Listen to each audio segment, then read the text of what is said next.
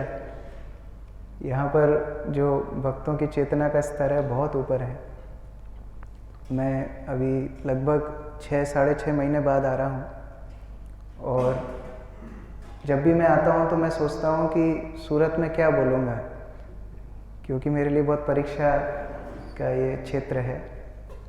बाकी जगह तो 2-4 पेटेंट कहानियाँ सुना देता हूँ काम चल जाता है तो जो कुछ मैं बोलने जा रहा हूँ ये वास्तव में मेरे लिए है, मैं सीखना चाहता हूँ।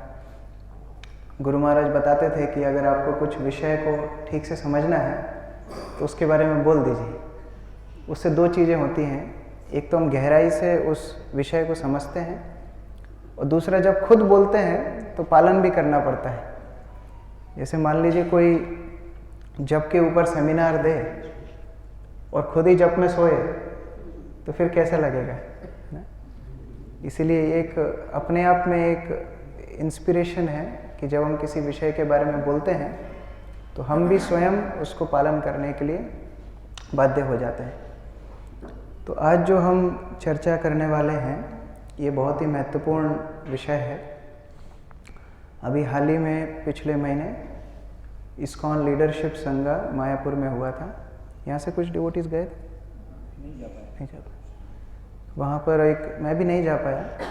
वहाँ पर बहुत सारे महत्वपूर्ण विषयों पर चर्चा हुई थी, जिसमें से एक विषय यहाँ पर है।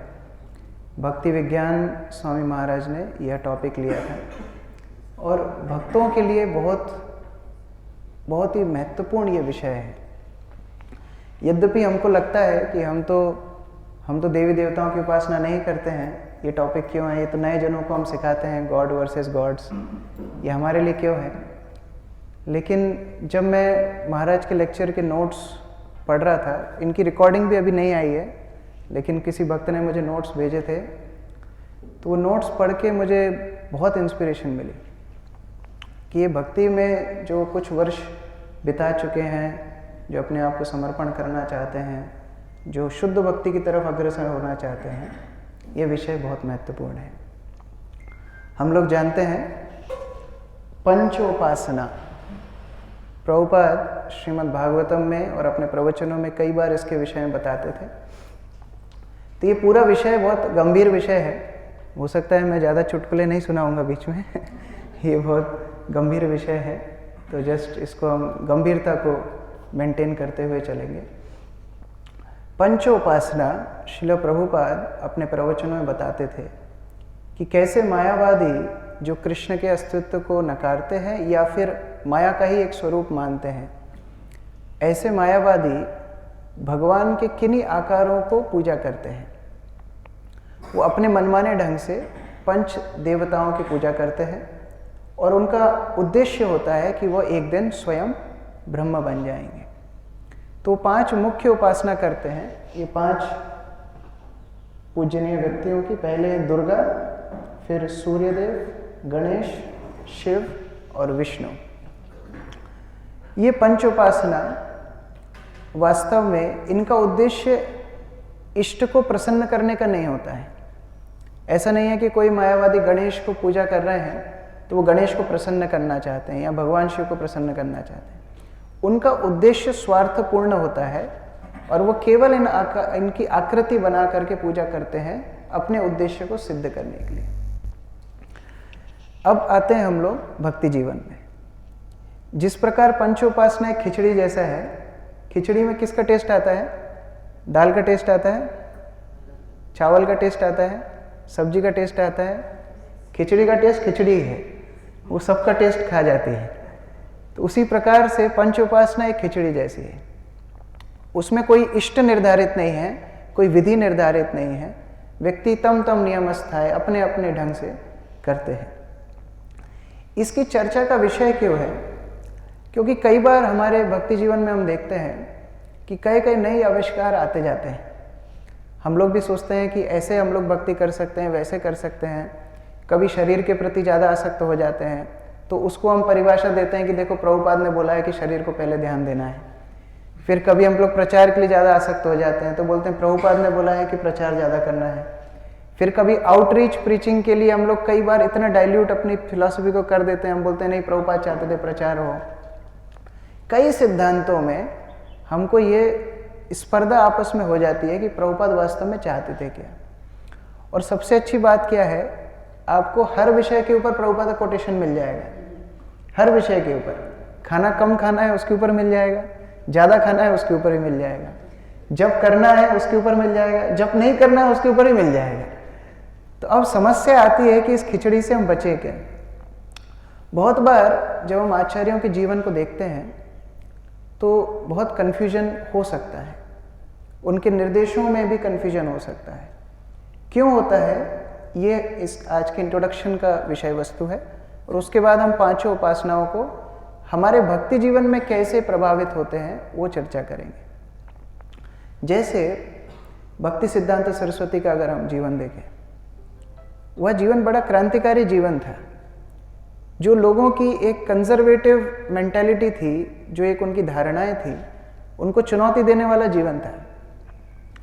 जैसे आप लोगों ने कथा सुनी होगी कि एक बार उनके कोई शिष्य लोग आश्रम में बैठे हुए थे और निर्जला एकादशी कर रहे थे, तो उन्होंने स्वयं ने अनुकल्प प्रसाद बना के उनको खिलाया और भेज दिया प्रचार करने के लिए कि एकादशी करने की आवश्यकता तुमको नहीं है, तुम जाओ प्रचार करो। एक बार ऐसे ही जन्माष्टमी के दिन उनका एक शिष्य दूर शहर में जा रहा था, तो उन्होंने राइस सब्जी वगैरह पैक करा दी उसके लिए। अब वो सोच रहा कि जन्माष्टमी का व्रत करूं कि ये खाऊं, क्या करूं। तो उनका विचार बड़े क्रांतिकारी थे। प्रभुपाद ने भी अपने भजन में लिखा है कि पहले के साधु संत हिमालय की गुफाओं में रहा करते थे। भक्ति सिद्धांत सरस्वती ने मार्बल के बड़े बड़े मंदिर बना दिए। पहले के साधु संत विषयी लोगों से दूर रहते थे। हम लोग शाम के सत्र में महाराज प्रताप रुद्र और चैतन्य महाप्रभु की कथा चर्चा करने वाले हैं। तो चैतन्य महाप्रभु कितने गंभीर थे, कितने स्ट्रिक्ट थे कि वो विषयी लोगों से ना मिले। लेकिन भक्ति सिद्धांत सरस्वती मेन स्टेज पे अंग्रेजी अफसरों को बिठाया करते थे, जो मांस भक्षण भी कर रहे हैं, 4 नियम भी तोड़ रहे हैं। तो उनका जीवन बड़ा क्रांतिकारी जीवन था। अब उस जीवन से अगर हम कुछ उदाहरण लेकर के हम बोलें कि नहीं हम भी ऐसे कर सकते हैं, क्या करना ठीक है, क्या करना ठीक नहीं है, तो ये बहुत ही कंफ्यूजिंग वस्तु हो जाएगी। और सबसे बड़ा ब्रह्मास्त्र हमारे जीवन में होता है युक्त वैराग्य। ये बहुत ही खतरनाक कंसेप्ट हमने सीख लिया है। उसका वैराग्य तो चला जाता है, केवल युक्त रह जाता है। युक्त वैराग्य वास्तव में है क्या, जो आचार्यों ने किया है, क्या हमारे जीवन में हम संभव कर सकते हैं। जैसे प्रभुपाद बोला करते थे कि माया मुझे स्पर्श नहीं कर सकती। क्या हम इस प्रकार से जा सकते हैं और ये घोषणा कर सकते हैं कि माया हमको स्पर्श नहीं कर सकती। तो युक्त वैराग्य बोलने में, समझाने में बड़ा रुचिकर लगता है कि देखो कुछ भी चीज़ भगवान की सेवा में लगाई जा सकती है। आप अच्छी गाड़ी ले लीजिए, अच्छा मकान ले लीजिए, बहुत कुछ हम लोग प्रयास करते हैं, लेकिन फिर बाद में केवल युक्त रह जाते हैं, केवल आसक्त रह जाते हैं। जैसे एक सामान्य कथा हम लोग अपने प्रचार में बोलते भी है ना, बंदर की एकादशी। तो युक्त वैराग्य हमारा बंदर की एकादशी हो जाता है। लेकिन इन सिद्धांतों को कितना रिजिडिटी, कितना दृढ़ता से, what we call rigidity in Hindi, कठोरता से पालन करें या लिबरलिज्म, थोड़ी छूट दें। कंजर्वेटिव एंड लिबरल, ये दोनों के बीच में प्रतिस्पर्धा हमेशा होती रहती है। कई बार हम लोग जब ढीले पड़ते हैं तो हम उसको मैच्योरिटी का भी टैग दे देते हैं कि देखो प्रभु जी हम लोग को मैच्योर रहना चाहिए, प्रैक्टिकल रहना चाहिए। क्या भागवत के सिद्धांत तो प्रैक्टिकल नहीं है? हम बोलते हैं हमको प्रैक्टिकल रहना चाहिए, इसका मतलब क्या है? कृष्णा कॉन्शियसनेस प्रैक्टिकल नहीं है, तो हम स्वयं जो पालन कर रहे हैं उसी के प्रति हमारा विश्वास कम होता है। तो इन सभी सिद्धांतों को चर्चा करने की आवश्यकता है। जैसे हम लोग जब प्रचार करके लौटे एक बार, तो भक्ति प्रेम महाराज के पास गए। महाराज को मैंने बताया हम लोग कहाँ कहाँ गए। महाराज पूछ रहे थे किधर किधर तुमने क्या क्या बोला। फिर महाराज ने एक बहुत विशेष प्रश्न पूछा। महाराज ने बोला कि तुमने मंगला आरती कितने दिन मिस की। तो ये बड़ा खतरनाक प्रश्न था। मैंने बोला महाराज ट्रैवलिंग में कई बार ऐसा हो जाता है, वैसा हो जाता है, थोड़ा लेट हो जाते हैं, ये हो जाते हैं, वो हो जाते हैं। तो महाराज बोले कि देखो लोग जो तुम बोल रहे हो उससे ज़्यादा देखेंगे कि तुम्हारा जीवन शैली कैसी है। तो जब हम दूसरों को प्रचार करते हैं तब तो बड़ा कठोर प्रचार करते हैं, तब तो सिद्धांतों में बिल्कुल कॉम्प्रोमाइज़ नहीं करते। लेकिन जब हमारे जीवन की बात आती है, दैनिक जीवन में पालन करने की बात आती है, तो फिर हमारे पास सारे वो हैं। बॉडी का ध्यान रखना चाहिए, युक्त वैराग्य है, बहुत सारे ऐसे ब्रह्मास्त्र हमने रखे हुए हैं जिसकी वजह से हम अपने सिद्धांतों में ढीले पड़ जाते हैं। तो आज का जो विषय है वो कहीं ना कहीं उसी सिद्धांत के आसपास घूमेगा कि हमें पता है कि सनातन धर्म क्या है, जीवेर स्वरूप होए कृष्णेर नित्यदास। और वो नित्यदास भी कैसा, मुक्ति भुक्ति स्पृहा विहीन जे भक्त, जो मुक्ति की भावना, भुक्ति इंद्रिय तृप्ति की भावना, इस सबसे मुक्त होना चाहिए, ऐसी शुद्ध भक्ति होना चाहिए। लेकिन क्या कहीं हमारी भक्ति में भी ये सारे ज्ञान, कर्म, उपासना इत्यादि की भावनाएं नहीं आ जाती हैं? हो सकता है हम बाहर से गणेश की पूजा नहीं कर रहे हो, लेकिन हमारी मानसिकता उस प्रकार की है। तो ये इस पूरे विषय का विषय वस्तु है। श्रील प्रभुपाद का जब प्रचार शुरू हुआ तो प्रभुपाद का जो उद्देश्य था, उनका जो विजन था, उनका जो मिशन था, वो बहुत क्लियर था। और उस उद्देश्य को प्राप्त करने के लिए उन्होंने अलग अलग शिष्यों को अलग अलग निर्देश दिए। जैसे एक मणि को अगर आप रखेंगे और अलग अलग जगह से प्रकाश डालेंगे तो हो सकता है मणि अलग अलग रंग दिखाए, अलग अलग उसमें से चमक निकले, कहीं ज़्यादा कहीं कम।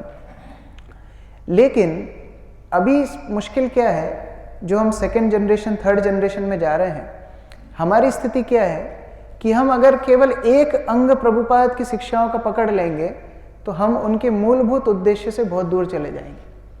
जैसे हम लोग अपने प्रचार में एक साधारण कथा चर्चा करते हैं ना कि 6 अंधे लोग हाथी देखना चाहते हैं, तो किसी ने केवल पैर ही पकड़ा है तो उसको लगता है कि हाथी पैर जैसे ही। तो इसमें रिस्क फैक्टर बहुत ज़्यादा है, क्योंकि आगे जाके जो जनरेशन्स आएंगी धीरे धीरे धीरे प्रभुपाद के उद्देश्य से पूरी दूर चली जाएंगी। तो इसीलिए हमको इन सिद्धांतों से बहुत गंभीरता से समझना चाहिए कि हम कहीं मूलभूत उद्देश्य दूर नहीं भटक जाएं। ये एक सरल उदाहरण मैं दे रहा हूँ। हम जब कॉलेज में थे तो इस तरह बात आई थी भक्तों के बीच में ही कि पॉलिटिक्स का बहुत बड़ा रोल है, हाँ? और कई बार प्रवचनों में भी ऐसा बोला गया था कि देखो अच्छी सरकार आएगी तो प्रचार में आसान होगा, आपका भक्ति करने में आसानी होगी, नहीं तो ये जो करंट सरकार है वो तो आपको धोती कुर्ता भी नहीं पहनने देगी, इत्यादि इत्यादि। ठीक है, डिवोटीज खुश हो गए। डिवोटीज को इस तरह बोला गया कि केवल ये इलेक्शन में आप थोड़ा सा प्रचार कीजिए, सब लोग वोट देने जाइए और फिर हम लोग तो अपनी शुद्ध भक्ति करेंगे। आपको याद आ रहा है मैं किस बारे में बात कर रहा हूँ? 2014 की बात कर रहा हूँ। तो इस तरह बहुत प्रचार हुआ था। और फिर डिवोटीज ने पहली बार, जब से इस्कॉन बना था तब से पहली बार जागरूकता इस्कॉन में आई थी कि पॉलिटिक्स के प्रति। सब वोट देने गए थे, ब्रह्मचारियों ने पहली बार इलेक्शन कार्ड बनवाए, तो इलेक्शन कार्ड ही नहीं थे। बहुत सारे लोग लाइन में लग लग के गए, व्हाट्सएप पे प्रचार हुआ, सब कुछ हुआ। उद्देश्य क्या था कि टेम्परेरी हम एक सरकार को मदद करेंगे और फिर बाद में भूल जाएंगे, 5 साल तक तो हमको शुद्ध भक्ति का ही प्रचार करना है। क्या ऐसा हुआ? बाद में हम चिपक के रह गए। अभी वो सरकार आ गई, बदल गई, दोबारा आ गई, तीसरी बार आएगी नहीं आएगी जो भी होगा, लेकिन डिवोटीज का रुझान पॉलिटिक्स के प्रति आ गया। अब हम देखते हैं कई बार स्टेटस में लोग पॉलिटिक्स के बारे में डालते हैं, चर्चा करते हैं पॉलिटिक्स के बारे में, लेकिन क्या वास्तव में प्रभुपाद इस तरह चाहते थे? भक्ति सिद्धांत सरस्वती से जब प्रभुपाद पहली बार मिले, भक्ति सिद्धांत सरस्वती ने क्या बोला था उनको कि बहुत सारे सरकारें आएंगी जाएंगी, लेकिन परिस्थिति तब तक नहीं बदलेगी जब तक कृष्ण भावनामृत का प्रचार नहीं होगा। तो हम लोग अपने मूलभूत सिद्धांत से कितना दूर चले गए। एक उदाहरण है। इस तरह हमारे भक्ति जीवन में कई ऐसे गंभीर विषय हो सकते हैं जहाँ हो सकता है हम बाहर से धोती कुर्ता तिलक पहन करके घूम रहे हैं, लेकिन हम प्रभुपाद के मूलभूत सिद्धांत से कई दूर जा चुके हैं। इसलिए अपने आप का इंट्रोस्पेक्शन करना बहुत ज़रूरी है। प्रभुपाद ने बताया था कि ये इस्कॉन यद्यपि आध्यात्मिक जगत है, लेकिन ये है भौतिक जगत के अंदर, तो इसमें रिस्क हमेशा रहेगी। हम ये नहीं सोच सकते कि अब तो मैं भक्ति में आ गया, अब मैं अछूता हूँ, I am immune to material nature. हम जहाँ भी जाते हैं वो परिस्थिति हमारे ऊपर अपना प्रभाव डालती है। एक सरल उदाहरण, ट्रेन में जब हम सफ़र करते हैं ट्रेन में जब हम सफ़र करते हैं तो जब कैसा होता है, कभी सुबह उठ के हमने ट्रेन में जब किया है ना, कैसा जब होता है? आप 15 घंटे सोकर भी ट्रेन में अगर जब करेंगे तो जब में नींद आएगी। क्यों ऐसा होता है? क्योंकि जब से वो ट्रेन की सीट बनी है, लोग जाते से ही उस पर सोए हैं और स्टेशन आते तक सोए हैं। उसमें तमोगुण एकदम एक एक सेल में बसा हुआ है। तो जब हम भी जाएंगे तो हमें क्या होगा? वो तमोगुण प्रभावित करेगा। हम लोग अभी उस स्तर पे नहीं है कि हम त्रिगुणातीत हो गए हैं, भगवान त्रिगुणातीत है। हम अभी भी उस परिस्थिति में है कि बाह्य आवरण, बाह्य प्रकृति हमको प्रभावित करती है। तो इसमें होता है ये, जैसे पहली जनरेशन किसी भी संस्था की प्रथम जनरेशन, जो फाउंडिंग जनरेशन होती है, उसके पास ये चारों सिद्धांत क्लियर होते हैं। उनके पास परिस्थितियां होती हैं कि किन परिस्थितियों में वो अपने सिद्धांत को स्थापित करना चाहते हैं। फिर उस परिस्थिति के हिसाब से उनके निर्देश होते हैं। वो निर्देश किसी एक कॉन्टेक्स्ट, व्हाट वी से कॉन्टेक्स्ट इन हिंदी प्रभु, एक संदर्भ में, एक पर्टिकुलर कॉन्टेक्स्ट में उन निर्देशों को देते हैं और फिर उसके साथ एक इंटेंशन जुड़ा होता है। जैसे प्रभुपाद के जीवन से हम बहुत सारे उदाहरण ले सकते हैं। मुझे एक उदाहरण गुरुमाज की याद आ रहा है। हम लोग एक बार दिल्ली से वृंदावन जा रहे थे। अब इंटेंशन क्या था? गुरु महाराज का इंटेंशन क्या है? किसी भी गुरु का इंटेंशन क्या है? अव्यर्थ कालत्वम, समय को व्यर्थ नहीं करना चाहिए। यह कॉमन आचार्य का एक ये गुण होता है। और दूसरा कॉन्टेक्स्ट ये था कि वहाँ पर रोड खाली थी, रोड अच्छी थी, एक्सप्रेस हाईवे था और गाड़ी चलाने वाला गाड़ी धीरे चला रहा था। तो थर्ड चीज आई इंस्ट्रक्शन। इंटेंशन क्या है? समय व्यर्थ नहीं करना है। सिचुएशन क्या है? गाड़ी चला रहे हैं धीरे, रोड है खाली और एक्सप्रेस हाईवे, गाड़ी तेज चल सकती है, ये सिचुएशन है। तब आया इंस्ट्रक्शन क्या आया? गाड़ी तेज चलाओ, है ना। फिर इशू, एप्लीकेशन हुआ, ड्राइवर ने गाड़ी तेज चलाई, हम लोग टाइम से वृंदावन पहुंच गए। ये हो गई आइडियल सिचुएशन। अभी सेकंड स्टेप में आते हैं, सेकंड जनरेशन। अब ये जो ड्राइवर था ये सेकंड जनरेशन हो गया, ये डिवोटी जो ड्राइव कर रहा था। अब ये दूसरों को जब बता रहा है तो इंटेंशन को खा गया, इंटेंशन इसका गायब कि क्यों गुरु महाराज ने ऐसा बोला। अभी केवल 3 सिचुएशन रह गई कि जब भी एक्सप्रेस हाईवे पे जाओ तो गाड़ी तेज चलाओ। ये उसने दूसरी सिचुएशन, दूसरी जनरेशन को बताया। अब तीसरी जनरेशन, उनने कॉन्टेक्स्ट भी खा गया। अभी उन्होंने क्या ट्रांसलेट किया? गुरु महाराज को तेज गाड़ी चलाना पसंद है। ये मैं वास्तविक घटना बता रहा हूं। ये थर्ड जो जनरेशन, जो वहां था ही नहीं गाड़ी में, वो सबको अपने प्रवचनों में बता रहा है कि भक्तिचार्य महाराज को गाड़ी तेज चलाना पसंद है। और चौथा, आगे जाके क्या होगा? वो ये निर्देश को भी भूल जाएंगे, भक्त लोग गाड़ी तेज चलाने लगेंगे। तो ये क्या मूलभूत उद्देश्य था? ये मूलभूत उद्देश्य नहीं था। तो जब हम प्रभुपाद की पुस्तकें पढ़ते हैं, लेक्चर सुनते हैं, भक्तों का संग करते हैं, गुरु से निर्देश सुनते हैं, तो इन बातों का ध्यान रखना चाहिए कि ये सारे सिद्धांत एक दूसरे के साथ जुड़े हुए हैं। इसलिए भक्ति विनोद ठाकुर ने वैष्णवों की 2 कैटेगरी बताई है। एक होता है सारग्राही, जो गुरु के निर्देशों को इन एसेंस सार रूप में स्वीकार करता है। जैसे श्रील भक्ति सिद्धांत सरस्वती ने प्रभुपाद को बोला कि आप जाइए पाश्चात्य जगत में प्रचार कीजिए। प्रभुपाद ने पाश्चात्य जगत में प्रचार किया, लेकिन इसका मतलब ये नहीं है कि वो भारत में आकर के उन्होंने प्रचार नहीं किया। वो उसका सार समझे कि हाँ, अगर मेरे गुरु महाराज चाहते थे मैंने पाश्चात्य जगत में प्रचार किया है, मैं भारत में करूंगा तो वो और खुश होंगे। ये होता है सारग्राही। जैसे स्वयं भक्ति सिद्धांत सरस्वती, स्वयं गौर किशोरदास बाबा जी ने उनको क्या बोला था? 3 निर्देश दिए थे। एक बोला था कलकत्ता मत जाइए, दूसरा बोला था शिष्य मत बनाइए, तीसरा बोला था कि भौतिक लोगों का संग मत कीजिए। और भक्ति सिद्धांत सरस्वती के जीवन में तीनों ही उन्होंने नहीं पालन किए। एक तरह से वो कलकत्ता जाते थे और उनका मुख्य उन्हें केंद्र बाग बाजार गौड़िया मठ कलकत्ता में ही बनाया। मटेरियलिस्टिक से मिलने की बात छोड़ दीजिए, हम अभी चर्चा कर रहे थे, स्टेज पे बिठा करके उनसे प्रवचन दिलवाते थे। और शिष्य नहीं बनाए, शिष्य कितने सारे शिष्य बनाए। तो उनको पूछा गया कि ऐसा क्यों, तो उन्होंने बताया इसका सार। बोले मैं कलकत्ता नहीं जाता हूँ, मैं केवल अपने केंद्रों में जाता हूँ जो वैकुंठ है। मैं किसी को शिष्य नहीं बनाता हूँ, मैं उनका सेवक बन जाता हूँ। दासोस में जब कोई उनको प्रणाम करता था तो बोलते थे दासोस में, मैं आपका दास हूँ। और बोले मैं भौतिक लोगों का संग नहीं लेता हूँ, मैं उनको संग देता हूँ।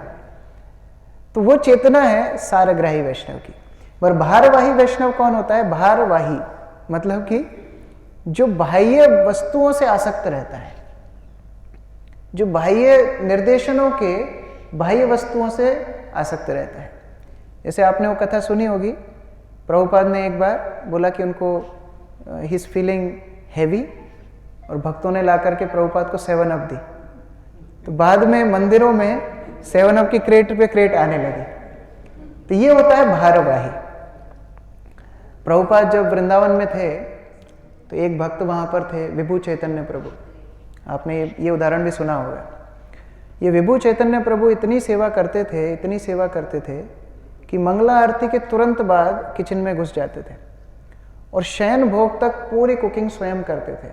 मंगल भोग, राजभोग, शयन भोग, बीच में फ्रूट्स ऑफरिंग, सब कुछ अकेले किया करते थे। प्रभुपाद को भक्तों ने बोला कि प्रभुपाद, ये विभु चैतन्य प्रभु सेवा तो बहुत अच्छी करते हैं, जब वक्त तो करते दिखते नहीं है। तो प्रभुपाद ने उनको पूछा कि वो कैसे, क्या सेवा करते हैं? बोले वो विग्रहों की सेवा करते हैं, और बोलते हैं सेवा के समय क्या करते हैं? सेवा के समय पे मंगला आरती अटेंड करते हैं, तो मंगला आरती की ट्यून दिन भर गाते रहते हैं। तो प्रभुपाद ने उनको बोला कि उनको जब करने की आवश्यकता नहीं है, उनको 16 माला करने की आवश्यकता नहीं है। अभी कोई प्रभुपाद का ये कोटेशन उठा करके प्रचार करना शुरू कर दे तो क्या होगा? भारवाही। ये होता है बाह्य निर्देशनों की बाह्य अवस्था से आसक्त होना, लेकिन उनका सार नहीं समझना। प्रभुपाद ने एक और जगह पे ऐसा बोला था। प्रभुपाद भुवनेश्वर में थे, तो गौर गोविंद महाराज ने प्रभुपाद को बोला कि प्रभुपाद हमको थोड़ी मदद चाहिए भुवनेश्वर मंदिर में।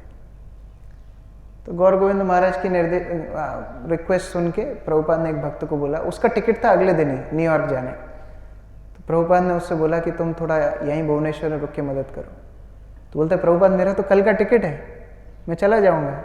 प्रभुपाद बोले कोई बात नहीं, टिकट कैंसिल कर दो, बाद में टिकट कर लेना। बोलता है लेकिन प्रभुपाद वहां पर बहुत सारी सेवाएं हैं, उनको कौन करेगा?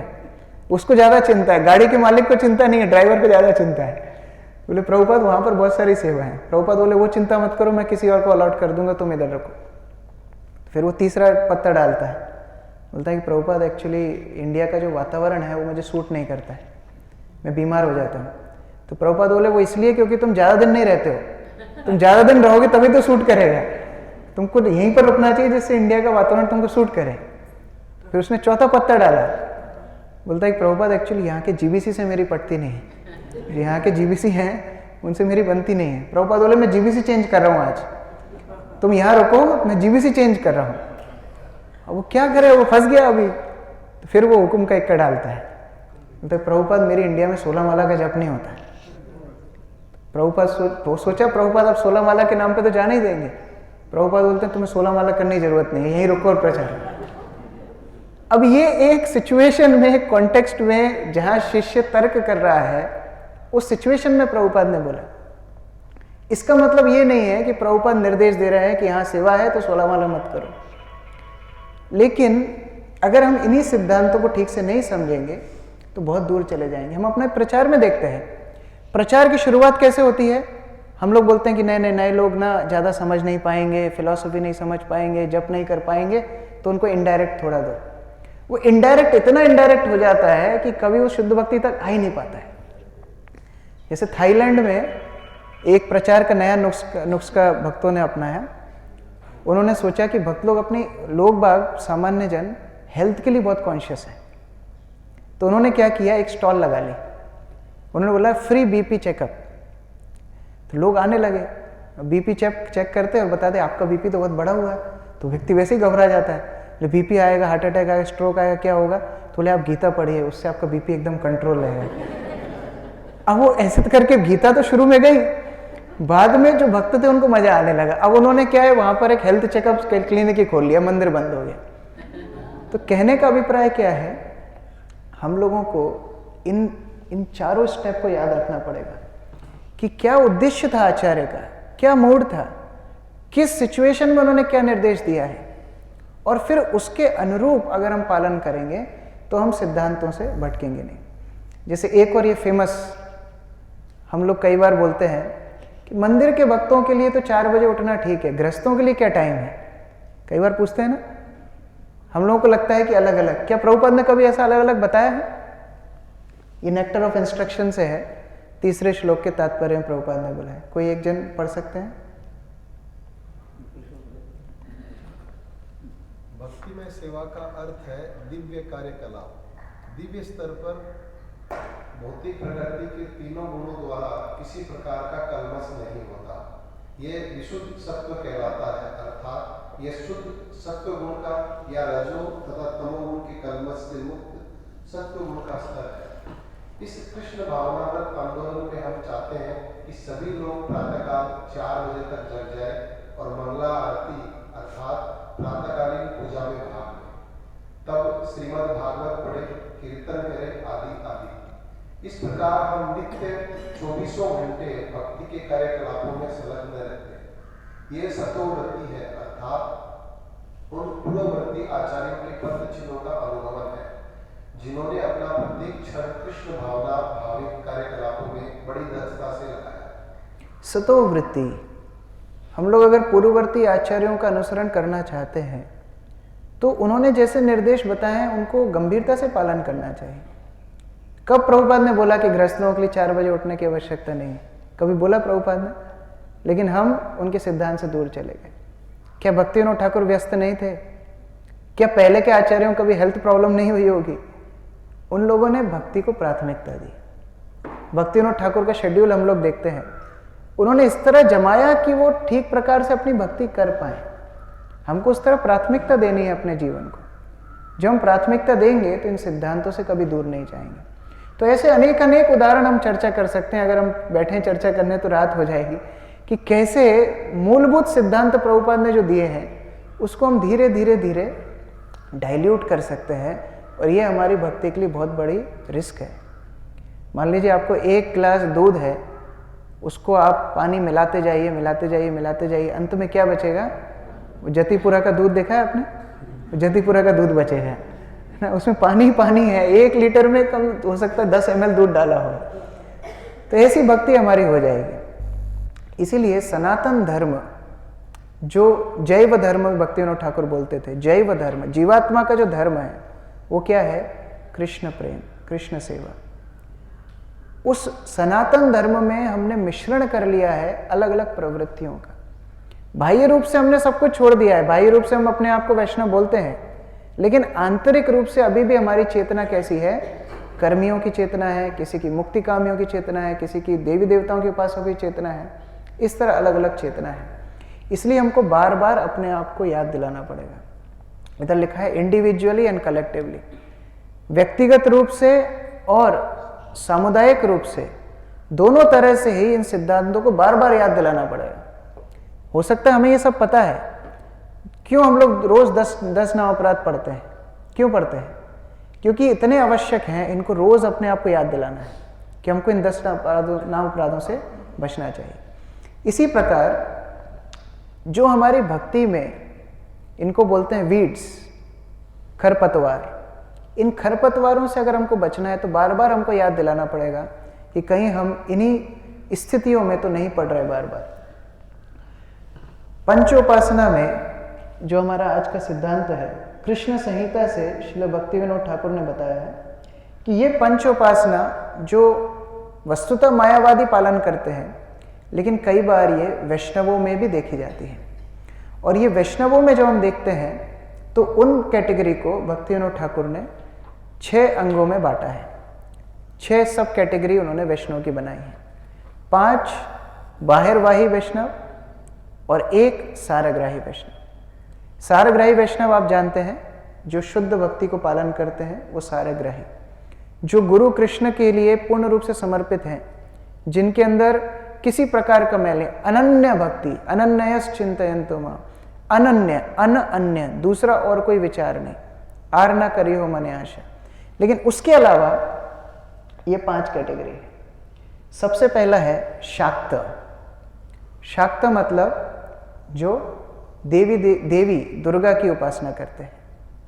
इस तरह भी वैष्णव होते हैं क्या? होते हैं।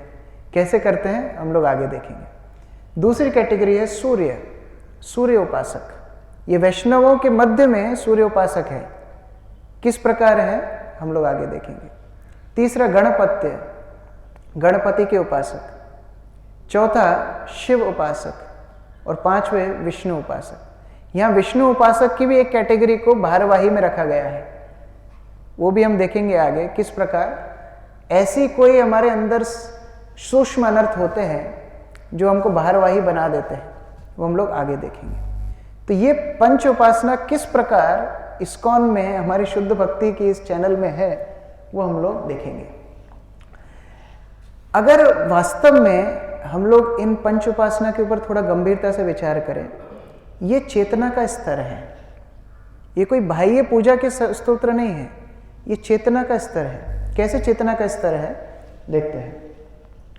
सबसे निम्नतर स्तर होता है चेतना का काम वासनाओं की पूर्ति। जब व्यक्ति केवल अपनी काम वासनाओं के प्रति पागल होता है, और भक्ति में जब ऐसी मानसिकता होती है तो वह स्तर काम स्तर पर बताई जाती है। इसके ऊपर है धर्म। इस धर्म का उपयोग क्या होता है? जनरल मोरालिटी, कि हाँ हमको भक्ति की दिनचर्या अच्छी लगती है, भक्त लोग बहुत अच्छा अच्छा बोलते हैं, मीठा मीठा बोलते हैं, आपस में उनके संबंध अच्छे होते हैं, धर्म।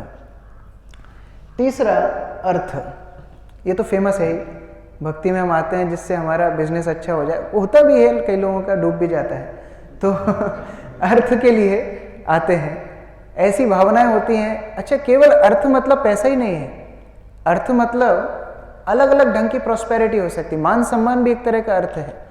तो जब इस प्रकार की अपेक्षाएं होती हैं तो वह अर्थ का स्तर है। और चौथा है मोक्ष। मोक्ष मतलब सायुज्य मुक्ति। भक्तों के बीच में कैसे आती है? हम लोगों को लगता है कि बहुत झंझट है भौतिक संसार में, यहाँ से हम छूट के भगवत धाम चले जाएं। तो हमारा उद्देश्य क्या है? भगवत धाम जाके सेवा करने का उद्देश्य नहीं है, यहाँ की झंझटों से छूटने का उद्देश्य है। कई बार हम उज्जैन में भी देखते हैं, अभी जो नया प्रचार हो रहा है, कई लड़के लोग मंदिर में ही बैठे रहते हैं। मैं सुबह देखता हूँ मंदिर में, दोपहर में मंदिर में, शाम को मंदिर में। उसको पूछता हूँ क्यों, घर क्यों नहीं जाता है? बोले घर में फिर वो डांटते हैं, ये करते हैं, वो करते हैं। तो उसका मुख्य उद्देश्य क्या है मंदिर में रहने का? घर से बचने के लिए मंदिर में पड़ा हुआ है। तो ये मोक्ष स्तर है। इसके बाद मुक्ति। मोक्ष और मुक्ति में अंतर है। 5 प्रकार की मुक्ति होती है। तो प्रथम मुक्ति का स्तर सायुज्य मुक्ति को मोक्ष बोला जाता है, जिसको आचार्यों ने नरक की तुलना दी है। और बाकी जो 4 मुक्ति है, वह 4 मुक्ति भी भौतिक अपेक्षाएं हैं कि हम भगवत धाम चले जाएंगे, वहाँ भगवान जैसा रूप मिलेगा, भगवान जैसे गुण मिल जाएंगे, भगवान के पास रहेंगे। अरे भगवान को निश्चित करने दीजिए, पास रखेंगे कि दूर रखेंगे। लेकिन वह उद्देश्य जब भक्त का बन जाता है तो फिर वो भारवाही वैष्णव बन जाता है। इन सब सीढ़ियों को पार करके जब अंत में पहुंचता है, वह होता है जैव धर्म, वह है स्वधर्म, वह होता है शुद्ध भक्ति। तो इतनी दूर हमारी गंतव्य है। इनकी तुलना भक्ति विनोद ठाकुर ने इन पंच उपासना से की है। जो सर्वप्रथम स्तर है काम वासनाओं का स्तर। भक्ति कर रहे हैं लेकिन काम वासनाएं अभी भी हैं, मटेरियल डिजायर्स हैं। वो स्तर है शाक्त धर्म। वो दिख रहा है वैष्णव, लेकिन वो कर रहा है पालन क्या? शाक्त धर्म। वो देवी उपासक है। दूसरा, जिनकी धर्म मोरालिटी की इच्छाएं रहती हैं, अच्छा शरीर हो, अच्छी बातचीत हो, अच्छे लोगों से संबंध हो, वो शौर्य धर्म कर रहा है, सूर्य उपासक है। वो वैष्णव अपने आप को बताता है लेकिन वो वैष्णव है नहीं, वो सूर्य उपासक है। तीसरा, जो अर्थ उपासना, अर्थ उपार्जन के लिए, प्रॉस्पेरिटी के लिए, समृद्धि के लिए, रिद्धि सिद्धि के लिए भक्ति करता है, वो कौन है? गणपत्य भक्त है। वो गणपति की उपासना कर रहा है वास्तव में। अभी हम आगे देखेंगे, उसके लिए कृष्ण मुरली नहीं बजा रहे, उसके लिए गणपति मुरली बजा रहे हैं, आगे आएगा। हम लोग देखते हैं ना, कई बार लोग मूर्ति बनाते हैं, गणेश जी मुरली बजा रहे हैं, वो वास्तव में सही है। वो कैसे सही है कि गणपत्य लोगों को लगता है वो कृष्ण की उपासना कर रहे हैं, लेकिन उनके लिए वास्तव में गणेश जी मुरली बजा रहे हैं। आगे चौथा, मोक्ष। जो लोग झंझटों से छूट करके भगवत धाम जाने की अपेक्षा रखते हैं, वास्तव में वो निराकारवादी है, वो मोक्षकामी है, वो शिव उपासक है। और पांचवा, जो भगवत धाम जा करके ऐश्वर्यों में अपना जीवन निकालना चाहते हैं, या फिर भगवत धाम में उनकी कुछ ना कुछ अपेक्षा है, चाहे वो दिख रही हो आध्यात्मिक अपेक्षा है, लेकिन अगर अपेक्षा आ गई तो मतलब वो हो गया फिर भारवाही वैष्णव। उनको पंच उपासना का वैष्णव बोला गया है। पंच उपासना का वैष्णव मतलब वही मायावादी जैसा, विष्णु की आराधना करता है लेकिन बनना चाहता है भगवान स्वयं। तो यह 5 अपधर्म है। और उसके बाद सबसे ऊपर है जैव धर्म, जहां भक्त राधा कृष्ण का पूर्ण रूप से समर्पण करके भक्ति करना चाहता है। तो हमको यही अपने आप के जीवन में देखना है कि क्या हम कहीं ये पंच उपासना अपने भक्ति मार्ग में तो नहीं कर रहे हैं। देखिए, दूसरों के ऊपर हंसना बहुत आसान है। जैसे प्रभुपाद जब अमेरिका में पहले प्रवचन करते थे कि मायावादी कृष्ण अपराधी हैं, तो भक्तों को लगता था कि भारत में कोई मायावादी नाम का व्यक्ति है जिसने प्रभुपाद को बहुत परेशान किया है, और इसलिए प्रभुपाद हर प्रवचन में इसको गाली देते हैं। लेकिन बाद में उनको समझ में आया कि वो मायावादी हम ही हैं वास्तव में। तो हम जो प्रभुपाद की बुक्स पढ़ते हैं, हम देखते हैं कर्मी लोग सूकर कुकर के समान हैं, मुक्तिकामी, नरकायते, इस तरह हम सुनते सब कुछ है, लेकिन हमको क्या लगता है हम तो इस सब स्तर से ऊपर उठ गए, हम तो शुद्ध भक्ति के स्तर में हो गए। ऐसा वास्तव में है नहीं। भक्ति है चेतना का स्तर। चेतना किस स्तर पर है? हम चैतन्य महाप्रभु के लीला में भी देखते हैं। जब रघुनाथ भट्ट गोस्वामी वाराणसी से पुरी की ओर जाते हैं तो उनको रास्ते में एक कायस्थ मिलता है जिसका नाम था रामदास विश्वास। बड़ा विनम्र था, बड़ा गुणवान था। रघुनाथ भट्ट उनसे छोटे थे उम्र में, फिर भी उनका सामान उठा करके वो चल रहा था और नित्य भगवान राम का नाम लेता रहता था। तो रघुनाथ भट्ट को बड़ा अच्छा लगा कि अब कोई हमारी लाइन का व्यक्ति है, हम भी हरिनाम करते हैं, ये भी हरिनाम करते हैं। सब कुछ करने के बाद, बड़े परिश्रम के बाद जगन्नाथपुरी पहुंचे तो रघुनाथ भट्ट की ऐसी अपेक्षा थी कि चैतन्य महाप्रभु ये रामदास को देख करके बहुत खुश होंगे। कौन सा गुण नहीं था उसके अंदर भक्त का? विनम्र था, जप सतत कर रहा था, सेवा कर रहा था, सब कुछ कर रहा था। फिर भी चैतन्य महाप्रभु रामदास विश्वास के साथ कैसा व्यवहार करते हैं, चैतन्य चरितामृत से पढ़ते हैं। रामदास यदि प्रथम प्रभु रे मिलिला, महाप्रभु अधिक तारे कृपा न करिला। एक भक्त पढ़िए, माता जी अनुवाद पढ़िए। जब रामदास विश्वास श्री चैतन्य महाप्रभु से मिला तो महाप्रभु ने उस पर कोई विशेष कृपा नहीं दर्शाई, यद्यपि यह उनकी प्रथम भेंट थी। पहली बार मिले, पहली बार तो हम किसी को मिलते हैं तो एज ए कर्टेसी वैसे ही उससे बातचीत करते हैं। ऐसा नहीं है कि महाप्रभु को जा करके उसने कोई अपराध किया हो फिर महाप्रभु ने उसकी उपेक्षा की हो, लेकिन प्रथम भेंट में ही उसकी इस प्रकार उपेक्षा की, दोनों साथ में आए। रघुनाथ भट्ट को तो गले से भी लगाया, बातचीत भी पूछी, सारे हालचाल पूछे, सेवा में भी लगा दिया, लेकिन रामदास विश्वास को एक भी पत्ता नहीं दिया। क्यों नहीं दिया? अगले श्लोक में बताया। अंतरे मुमुक्षुते हो विद्या गर्भवान, सर्वचित्त ज्ञाता प्रभु सर्वज्ञ भगवान। पढ़िए एक बार तो जोर से। अंतर रामदास विश्वास विवेशवादी था, जो भगवान से कदा में चाहता था और अपनी विद्या के प्रति उसे बहुत अहंकार था। सर्वज्ञ पूर्ण पुरुषोत्तम भगवान होने के कारण श्री चैतन्य महाप्रभु किसी के हृदय के भी बात समझ सकते हैं और इस तरह वे इन सारी बातों को जानते थे। तो इस प्रकार चेतना में उनकी मुमुक्षु थी, मुमुक्षु स्थिति थी। वो मोक्ष प्राप्त करना चाहते थे, भगवान में विलीन होना चाहते थे। तो बाह्य रूप से सभी वैष्णव दिख रहे थे, लेकिन चैतन्य महाप्रभु समझ पाए कि इनकी चेतना किस स्तर पर है। इसीलिए हमारे भक्ति जीवन में बाह्य रूप से हम कितने ही, हो सकता है साल हमने निकाल चुके हैं, बहुत सारी सेवाओं में हमने बहुत सारे टाइटल भी इस्कॉन में मिल जाते हैं। जैसे मैंने पहले भी आपको बताया होगा, प्रथम बार जब मैं बेस में गया था मुझे भी टाइटल दिया था नोटिस बोर्ड इंचार्ज। तो नोटिस बोर्ड इंचार्ज कुछ होता है क्या? लेकिन टाइटल इस्कॉन में इतनी आसानी से मिलते जाते हैं, गार्लैंड इंचार्ज, ये इंचार्ज, वो इंचार्ज, फिर अलग अलग पदवी मिल जाती हैं, जीबीसी बन जाते हैं, गुरु बन जाते हैं।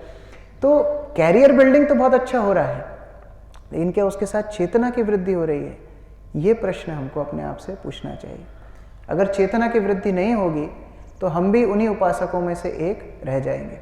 तो आगे के सत्र में हम चर्चा करेंगे इन एक एक विषय के ऊपर डिटेल में। जैसे हम शुरुआत करेंगे शाक्त धर्म से, कि कैसे हमारे भक्ति जीवन में शाक्त धर्म आता है, कैसे इन प्रवृत्तियों में हम लिप्त हो जाते हैं।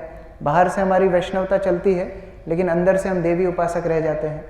और फिर आगे जाके शौर्य धर्म, गाणपत्य धर्म, शैव धर्म और वैष्णव धर्म जो मायावादी वाला है, ये पांचों की हम चर्चा अगले 2 दिन में करेंगे। हरे कृष्ण। शिल प्रभुपाद की जय, धर्म की, शिल भक्ति विनोद ठाकुर की। हरे कृष्ण। हरे कृष्ण की जैसा हम लोग जो भी हम लोगों को अपनी भक्ति में प्रगति करने में, साधना करने में, प्रचार करने में या और किसी प्रकार का मार्गदर्शन चाहिए हो तो चर्चा कर सकते हैं विषय में।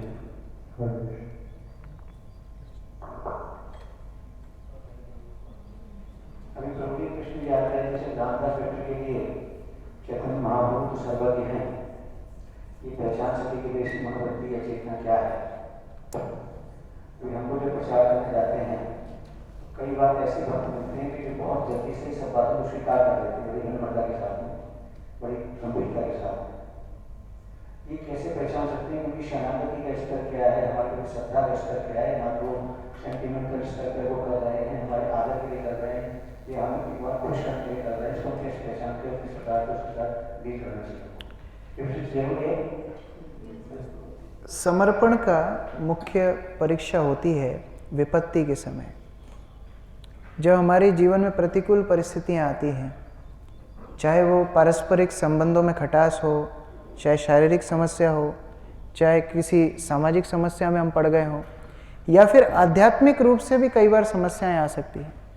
कई बार कई सिद्धांतों को पचा नहीं पाते हैं, कई बार कई वैष्णव क्रिया मुद्राओं को समझ नहीं पाते हैं। उस समय में परीक्षा होती है कि हमारी भक्ति में हम कितने समर्पित हैं। जैसे प्रभुपाद के शिष्यों ने क्या कुछ नहीं देखा, लेकिन फिर भी उन्होंने प्रभुपाद के निर्देशों को लेकर के चला, उसको शरणागति बोलते हैं। कि 50-50 वर्षों के बाद भी, कल रात में हम लोग चर्चा कर रहे थे कि विदेशों में जो मंदिर हैं भक्त बहुत कम हैं, तो जिन प्रभुपाद शिष्यों का हम यहाँ पर हथेलियों पर स्वागत करते हैं, वो प्रभुपाद के शिष्य वहाँ पर बर्तन मांज रहे हैं, वो वहाँ पर झाड़ू पोंछा कर रहे हैं, 70-75 साल की उम्र में भी ऐसी सेवाएं मंदिर में दे रहे हैं। क्यों दे रहे हैं? क्योंकि प्रतिकूल परिस्थितियों में भी उन्होंने परीक्षा में उत्तीर्ण हुए हैं। ये समर्पण का लक्षण है। हमारा समर्पण बहुत अच्छा होता है शुरू में, फिर थोड़ी प्रतिकूल परिस्थिति आती है, सब बंद हो जाता है। हमने ऐसे भी उदाहरण देखे हैं, अपने गुरु से बात करना बंद कर देते हैं, ऐसी भी परिस्थिति आ जाती है। तो इसका मतलब वो पहले कभी समर्पित थे ही नहीं, सेंटिमेंटल थे, भावुक थे।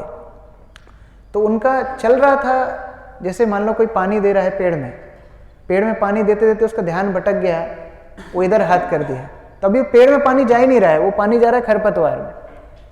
तो वो दिन भर जप माला कर रहा है, जो भी कर रहा है, उसके खरपतवार को बढ़ा रहा है, अनर्थों को बढ़ा रहा है। तो वो संभावनाओं से हमको बचना चाहिए, और इसके लिए प्रशिक्षण बहुत जरूरी है। शुद्ध भक्ति के बारे में वार्तालाप होना चाहिए। हमारे बीच में जब हम मिलते हैं तो कैसी बातें हम करते हैं, ये हमारी चेतना का स्तर बताता है कि हमारी चेतना किस स्तर पे है। हम मिलते हैं तो क्या, अभी आगे हम चर्चा करेंगे, हम मिलते हैं तो क्या बातें करते हैं, प्रसाद लेते हैं तो क्या केवल प्रसाद के बारे में ही बातें करते हैं कि ये नमक ज़्यादा कम ज़्यादा, ये हम गाड़ी में बैठते हैं तो फिर गाड़ी के बारे में ही बातें करने लगते हैं। मैं पॉलिटिक्स का उदाहरण दे रहा था, क्या पॉलिटिक्स के बारे में बात करने लगते हैं।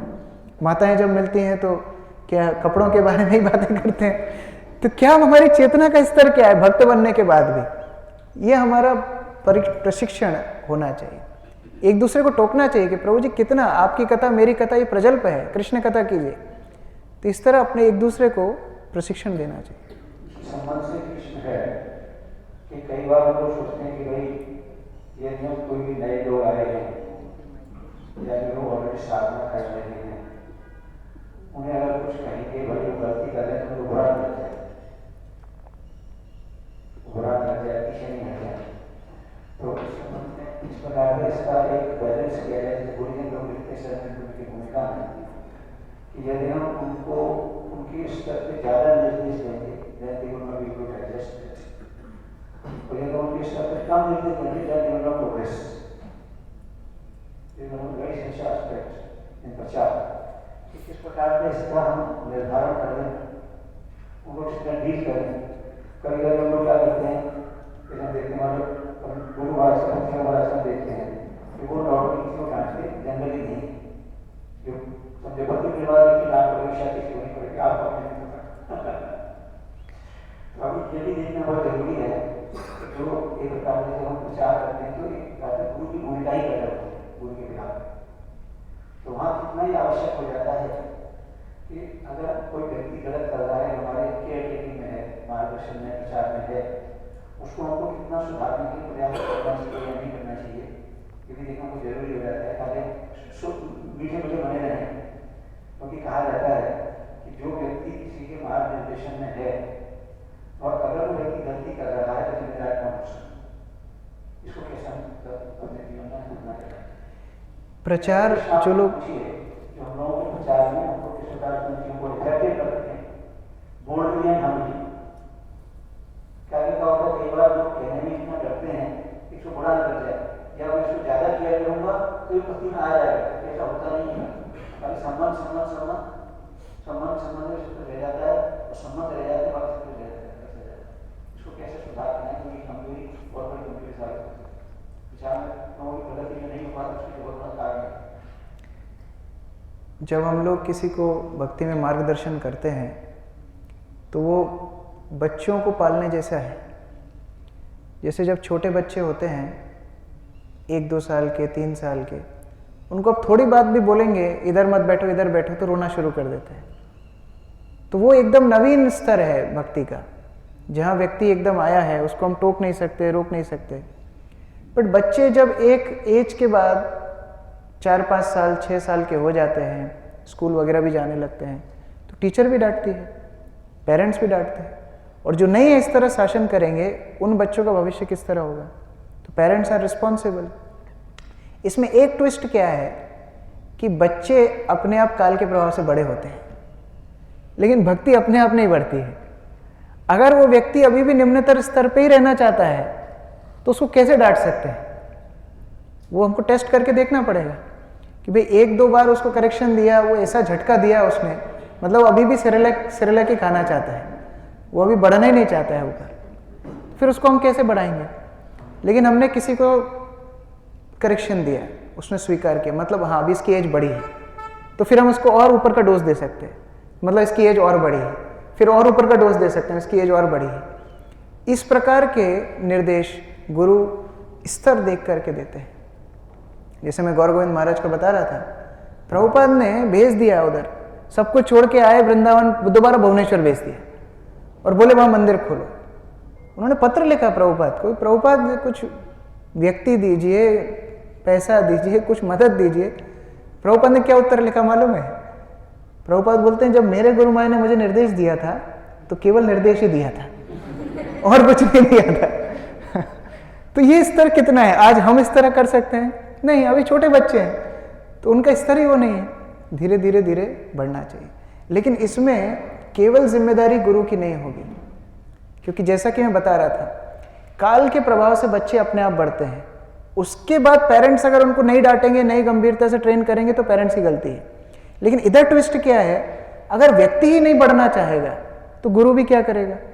और अगर व्यक्ति बढ़ना चाहता है, वो लेना चाहता है कि मुझे कोई सुधारे, लेकिन गुरु नहीं दे रहा है कि नहीं नहीं उसको बुरा लग जाएगा, मेरी इमेज डाउन हो जाएगी, वो मेरे पास आएगा नहीं, दूसरे से काउंसलिंग लेने लगेगा, तो वो डर के कारण जब गुरु नहीं बोलेगा तो गुरु जिम्मेदार है। तो आध्यात्मिक जीवन में दोनों की जिम्मेदारी होती है। ये मायावादी विचार है कि गुरु हमारा सब कुछ कर देंगे, ये मायावादी विचार है। आध्यात्मिक विचार है शिष्य भी गंभीर होना चाहिए, गुरु भी गंभीर होना चाहिए। प्रभुपाद एक सरल उदाहरण देते हैं भागवत के प्रथम स्कंद में। प्रभुपाद बोलते हैं कि अगर भूमि उपजाऊ हो, बीज फर्टाइल नहीं है, बीज शक्तिशाली नहीं, it's not a potent seed, तो नहीं होगेगा। और भूमि बंजर है, बीज बहुत पोटेंट है, फिर भी नहीं होगेगा। दोनों चाहिए, बीज भी शक्तिशाली चाहिए, भूमि भी उपजाऊ चाहिए, तब जाकर के भक्ति लता बढ़ेगी। तो दोनों का सहयोग जरूरी है। आवश्यक बात यह जाती है जैसे प्रभुपाद के कितने शिष्य थे हम एनालाइज नहीं कर सकते, लेकिन हम अनुमान लगा सकते हैं।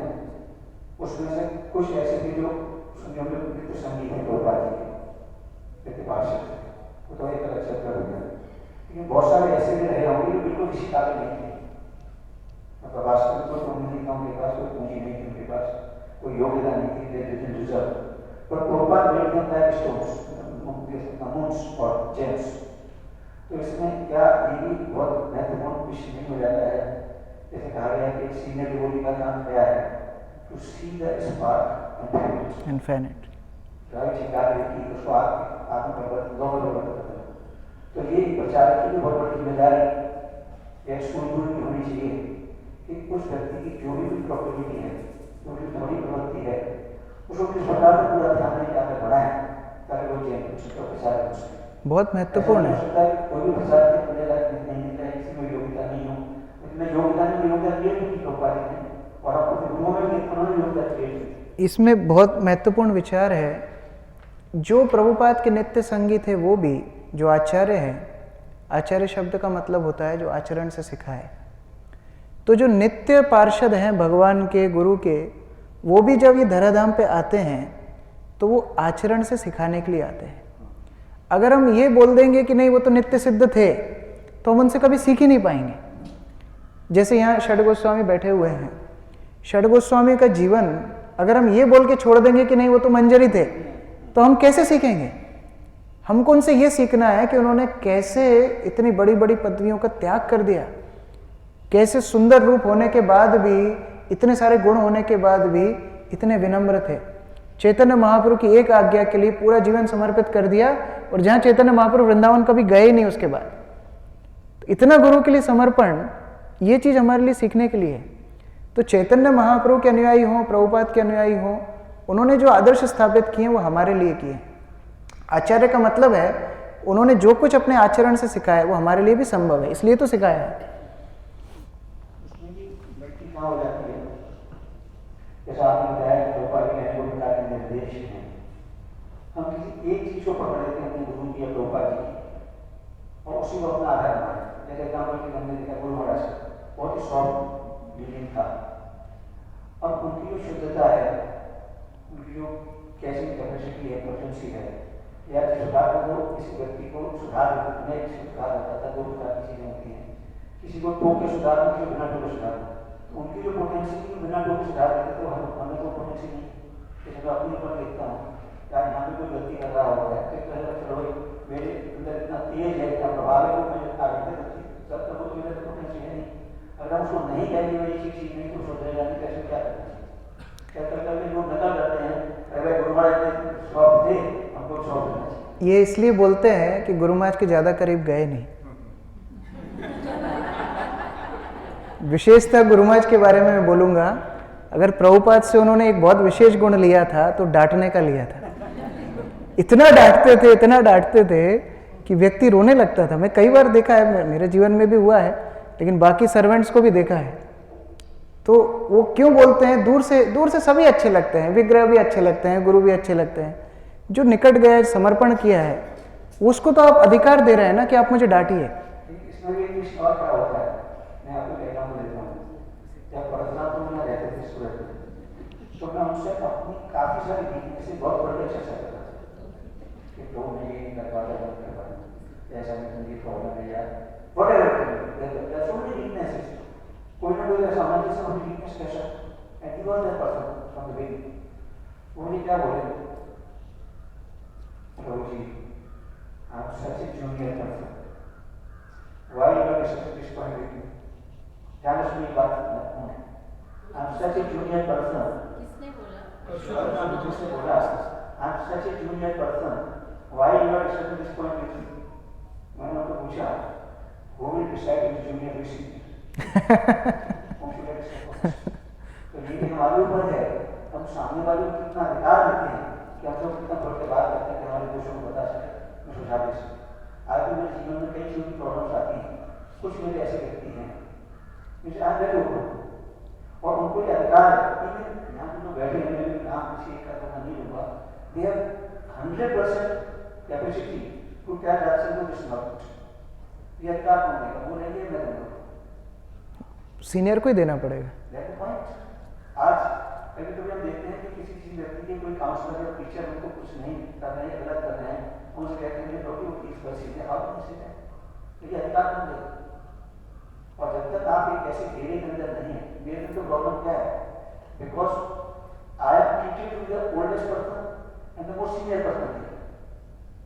मेरे ऊपर में कोई ऐसा बैठा नहीं, दवा को जो संपर्क रहता नहीं, वो इन चीजों ध्यान नहीं देते। तो दूसरा है कौन मुझे टोकेगा? अभी भारत संदेशा भक्ति प्रेम महाराज ने अभी आपको बोलने में हिम्मत नहीं करती, मानो भारतीय लोगों को कहेगा संदेश से तो मेरे दोषों को गुरु महात्मा मुझे इतना संपर्क नहीं हो सकता कि मैं उनकी सब बातें बताऊँ, कम्युनिकेशन ज़्यादा क्लोज नहीं, तो मुझे कौन बताएगा मैं क्या गलत कर रहा हूँ? तो अभी वो शब्द बनाना किसके हाथ में?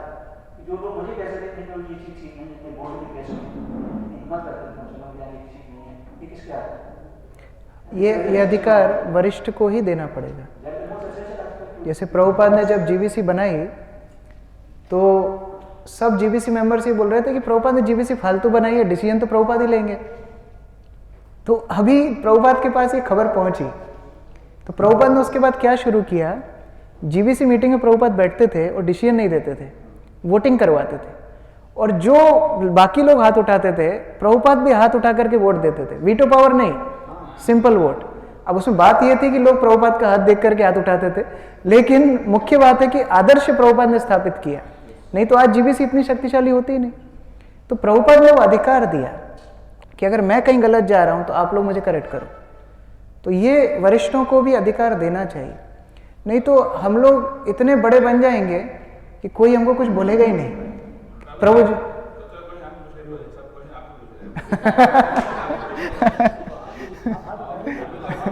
प्रभु जी बोल प्रभु जी पूछना है कि ये जिसे प्रचार करते हैं, प्रचार दो तरह के मैंने सुना है, एक प्रचार होता है और एक साइलेंट प्रचार होता है, तो बताइए प्रचार और साइलेंट प्रचार में क्या फर्क है? वास्तव में दोनों एक साथ ही चलते हैं। साइलेंट प्रचार मतलब प्रचार अपने एक्शंस के द्वारा, अपने चरित्र के द्वारा, अपने बिहेवियर के द्वारा।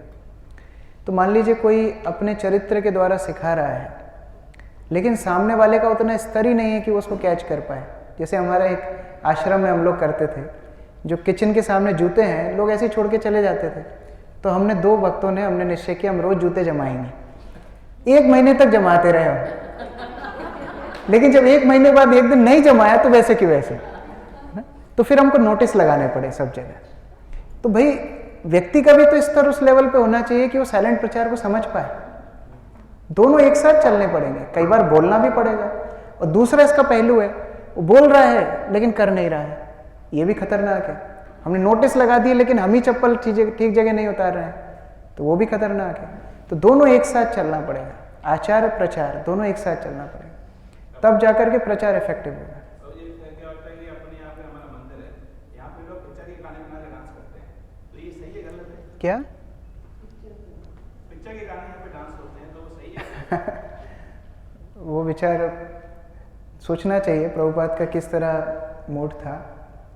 अब उसमें मैं डिटेल तो नहीं जानता हूँ, कई बार कई धुन ऐसी होती हैं, जैसे राधानाथ महाराज की एक धुन मैं सुनता हूँ, वो भी पुराने एक गाने पे धुन है।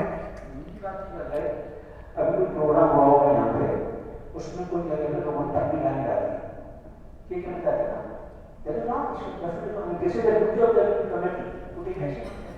हाँ, इसको नहीं करना चाहिए।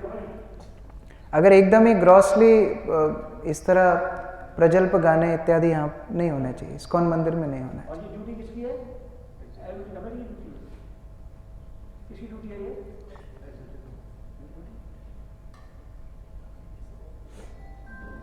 हाँ। जैसे हम प्रचार नहीं करते तो हम अपने को बहुत लोकप्रिय करते हैं, हम कुछ करें, क्योंकि नॉर्मली इस्कॉन में बहुत ज़्यादा प्रचार हो रहा है और यहाँ पे हर आदमी बहुत अच्छा प्रचार कर रहा है, सब एक से जैन से मानना है, नॉट वन ऑल।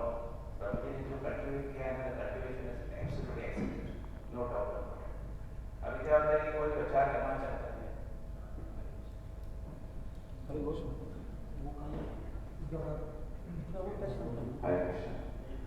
वो प्रचार करना चाह रहा है और काफी टाइम से स्ट्रगल कर रहा है। कभी क्या होता है, कभी कोई ग्रुप ऊपर जाता है, कोई अच्छा प्रचार करता है, कभी कोई करता है।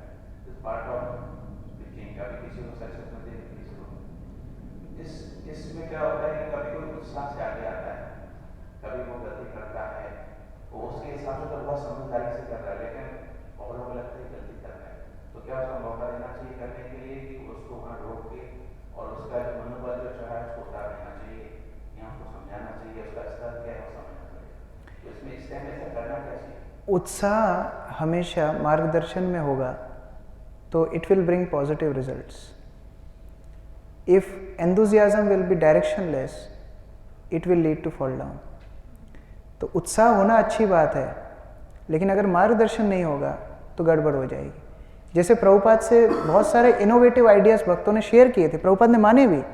जैसे भक्तों ने बोला कि प्रभुपाद हमारे पास पैसे की हमेशा समस्या होती है, किताबें सब लोग नहीं ले पाते हैं, तो क्या हम अगरबत्ती बेचना शुरू कर दें? प्रभुपाद ने बोला हाँ करो। तो प्रभुपाद ने डिवाइन स्काई नाम से शुरू किया था और बहुत अच्छा बिका भी था, उससे बहुत सारे मंदिरों को हेल्प मिली, बुक डिस्ट्रीब्यूशन में भी हेल्प मिली। लेकिन फिर भक्त लोग और नए नए आइडिया ले आए, प्रभुपाद टोपी बेचने लगे, ये बेचने लगे, वो प्रभुपाद ने रोक दिया, अभी नहीं, इतना ही करो। जैसे कई भक्तों ने बोला प्रभुपाद सब लोग तो सब जगह प्रचार करने जा रहे हैं, हम नाइट क्लब में प्रचार करने जाएं। तो प्रभुपाद ने बोला जाओ मत जाओ, वापस आ जाना। तो मार्गदर्शन में अगर उत्साह होगा तो अच्छे रिजल्ट्स आएंगे। तो मार्गदर्शन वालों को, देने वालों को भी ये समझना है कि हमको उत्साह दबाना नहीं है। अगर आप किसी चीज़ के लिए मना कर रहे हैं तो उनको अल्टरनेटिव भी दीजिए। जैसे मान लीजिए कोई भक्त कोई आइडिया लेके आया, हम ऐसे प्रचार करेंगे, तो फिर उसकी शक्ति, उसकी ऊर्जा, उसके उत्साह को ठीक चैनलाइज करने के लिए, मान लीजिए वो सिद्धांत के हिसाब से ठीक नहीं आइडिया लेके आया, तो उसको कुछ ऐसा अल्टरनेटिव दीजिए जो उसको भी खुश रखे, उत्साह भी दे और परंपरा में भी। ये काम मार्गदर्शन देने वाले को थोड़ा होमवर्क करना पड़ेगा। केवल मना करने से काम नहीं चलेगा, फिर वो हतोत्साही हो जाएगा, वो ठीक नहीं।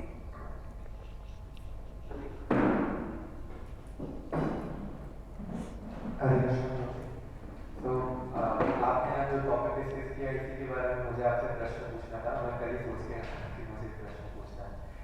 तो बेसिकली आज जो चर्चा हुई इसके अंदर मैंने देखा नियम आग्रह और नियम आग्रह दोनों के बारे में, और वो जो बैलेंस की लाइन है उसके बीच में, उसके ऊपर चलने के लिए आपने बताया।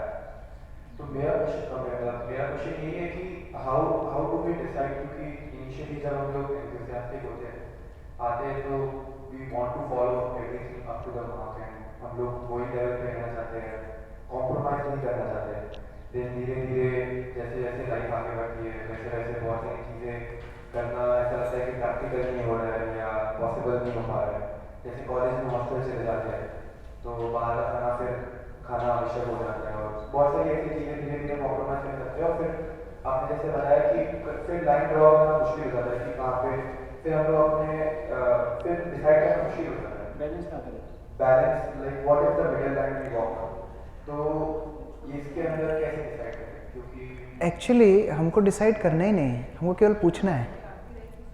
भक्ति बहुत सरल है, हम लोग को क्यों डिफिकल्ट लगती है? क्योंकि हम पूछते ही नहीं। अगर हम डिसीजन लेने जाएंगे तो हमारे डिसीजन गलत भी हो सकते हैं, सही भी हो सकते हैं। पूछने में दिक्कत क्या है? क्योंकि हमसे जो ज़्यादा अनुभवी हैं उन्होंने ये और भी केस देखे हैं, उनको प्रैक्टिकलिटी पता है। हो सकता है ऐसा उपाय लेकर के आएंगे कि आपको दिक्कत भी नहीं आएगी और भक्ति भी चलती रहेगी। तो मार्गदर्शन अपने जीवन में सबसे बड़ी ब्लेसिंग है, सबसे बड़ा आशीर्वाद है। जब हम उससे थोड़ा हट जाएंगे तो फिर लाइफ बहुत कॉम्प्लिकेटेड हो जाएगी। और देखिए एक ना एक दिन ऐसी स्थिति आएगी, लेकिन अभी वो स्थिति नहीं है। अभी कम से कम 20-25 साल तक वो परिस्थिति नहीं है कि हमको खुद को डिसीजन लेना पड़े। अभी हमारे ऊपर बहुत सारे वरिष्ठ भक्त हैं। अब मान लीजिए कोई प्रभुपाद का शिष्य हो जो मतलब 10-10, 20-20 हज़ार शिष्यों को गाइड कर रहे हों, उनके लिए practical day to day guidance लेना मुश्किल है। फिर भी वो गॉड ब्रदर से लेते हैं, समन्वय बिठाते हैं। लेकिन हमारे स्तर पे तो 20-25 साल हमको वो सोचना ही नहीं है। 1-2 भक्त लोग जिनके गाइडेंस ले रहे हैं उनसे पूछ लेना चाहिए कि इस परिस्थिति में क्या करना है। बार बार पूछना मूर्खता की निशानी नहीं है, गलती करना मूर्खता की निशानी है, तो उससे बचना चाहिए। ठीक है,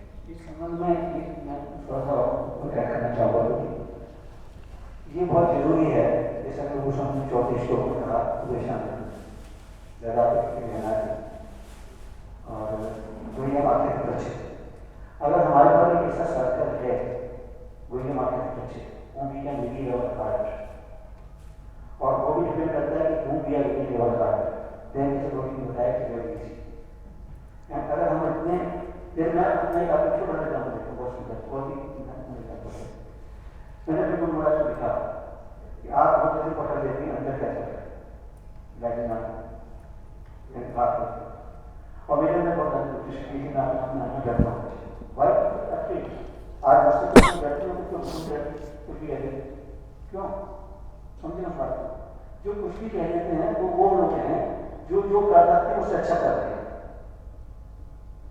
और जो डरते हैं वो लोग हैं जो कर सकते हैं करना नहीं चाहते, कर रहे हैं।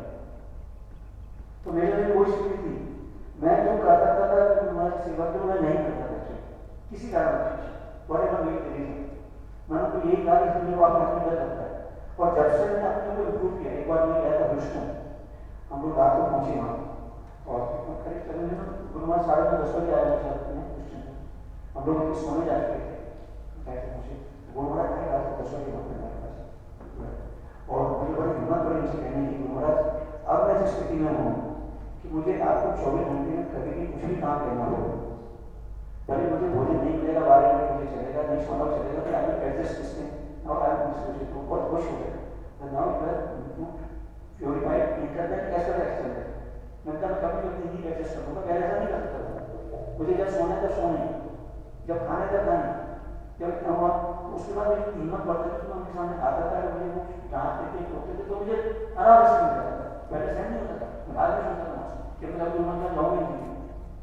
तो जब हम ऐसा करने लग जाते हैं, हम कर सकते हैं, करने लग जाते हैं, तो डर निकल जाता है, क्योंकि we are doing work, body building का काम अंडरस्टैंड करो। तो अगर हमारे पास ऐसा सर्कल है, इनको हम कंप्लीट बता सकते हैं, उसकी माध्यम से ले सकते हैं, फिर दिक्कत ना आती।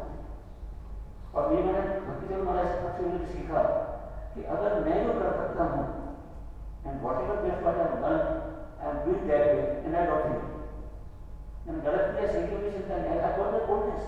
पहला बात था जब मैंने पुणे छोटे जा रहा था, हमारे को मुझे एक विषय बोलता था, मैं बॉम्बे मिलने के स्पेशल 10:30 बजे करीब पहुँचाऊँगा, बॉम्बे के 11 बजे पहुँचाऊँगा। महाराज के पास मंदिर में गया, राजा राजवाड़ी मंदिर में 10 से 15 मिनट बैठा हुआ, तुम जाए उनके पास, और मैंने कहा महाराज ऐसे सुंदर सुंदर छोटे पुणे जा रहा हूँ, वो तो तू भाग रहा इतना सारा कहा तो प्रसाद दिया और कागज चेंज करना शुरू किया। हम आचार्य के से देखते हैं कैसी चीजें होती हैं, जब उन्होंने कहा उन्होंने बोलने से इस बात की नहीं, कोई भक्त को हमारे घर पे आया, उन्होंने चर्चा करी, उन्होंने बोला 98% people want you to remain here, 1 or 2% people have complained before against you.